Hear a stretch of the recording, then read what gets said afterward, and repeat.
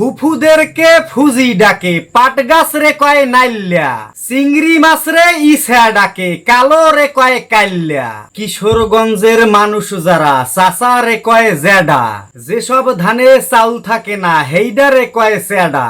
সবাই ডাকে টাকি মাচার, তারা ডাকে লাডি, ষাড় গরু রে ডেহা কয় আর বকরি রে কয় ফাডি।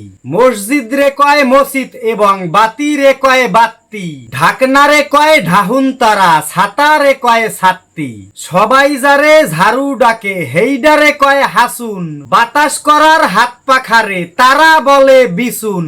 টিকটিকি রে আরল কয় আর কাকে রে কয় কাউয়া, গুতা কিংবা খোসা ডারে তারা বলে ঘাউয়া। খাবার দেখে লোভ করে যে তারে ডাকে চাবরা, চুরি করার অভ্যাস থাকলে কয় তারে হাত লাবরা। কুয়াশারে উস বলে আর ডাটারে কয় ডেঙ্গা, কাঠের কিংবা বাঁশের তৈরি লাঠি রে কয় টেঙ্গা। লুঙ্গি রে কয় তবন তারা, শকুন রে কয় হহিন, বাচ্চা দেওয়ার আগ পর্যন্ত গাভী রে কয় বহিন।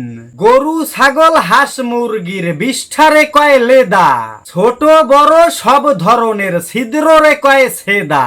ফুফুদেরকে ফুজি ডাকে, পাট গাছ রে কয় নাইল্যা, চিংড়ি মাছ রে ইসা ডাকে, কালো রে কয় কাইল্যা।